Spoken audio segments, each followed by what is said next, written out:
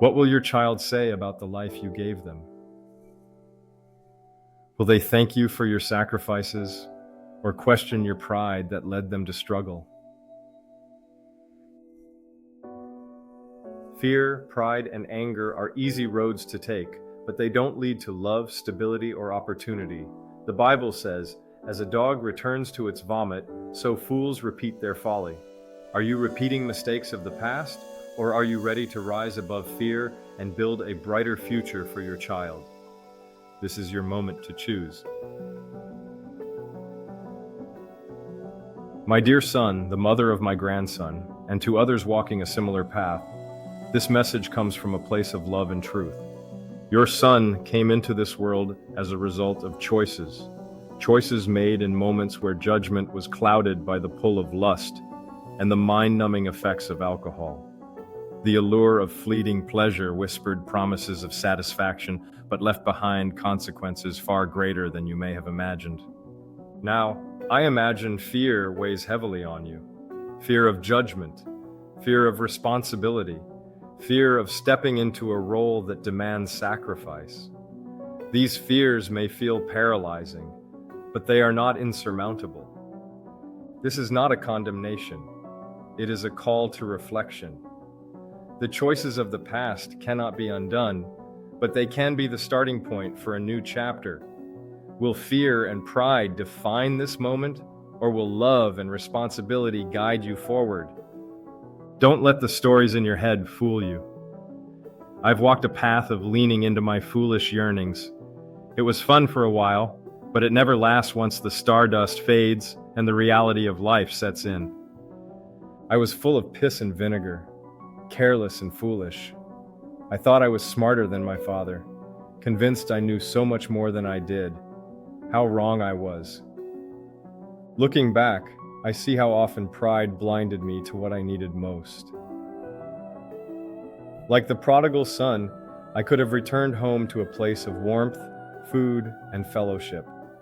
But instead, I told myself it was too late, that there was no turning back.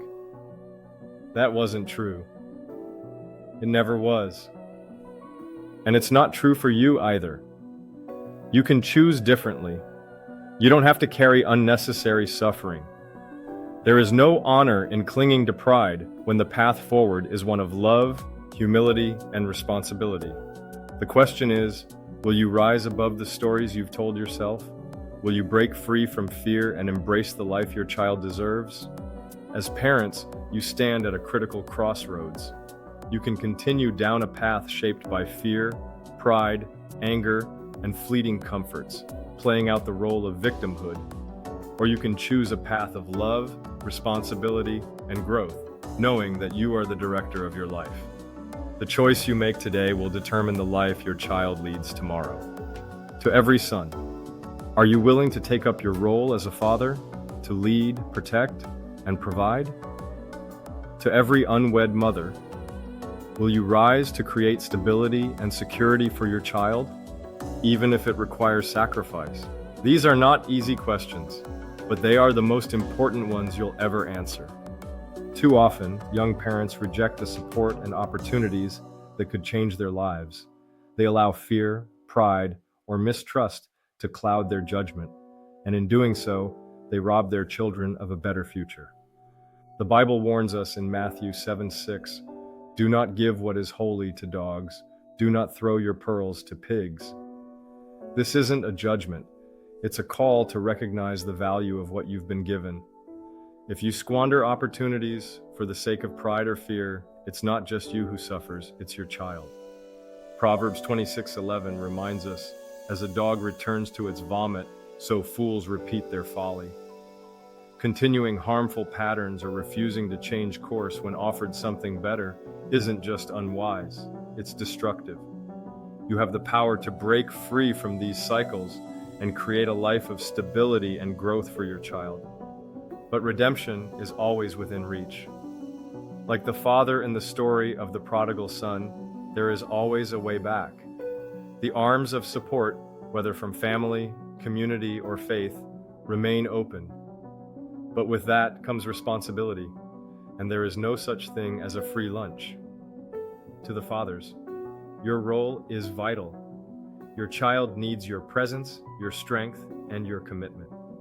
To the mothers, you have the power to create a safe, nurturing space for your child, but you don't have to do it alone. Together, you can build a future grounded in love and stability. Stop being hard-headed and looking a gift horse in the mouth. Accepting support doesn't mean failure. It means choosing what's best for your child. I searched high and low for the truth, not realizing that the answer was within me the entire time. The I am is your truth. You are not alone in this journey. You are made of divine substance, of God stuff. Just as a wave cannot be separated from the ocean, you cannot be separated from God. When you embrace this truth, you will find the strength to overcome your fears and rise to meet the responsibilities before you. Your child is a gift, a living reminder that hope exists even in the hardest circumstances. But that hope depends on your willingness to rise above your doubts and limitations and step into the role you were created for.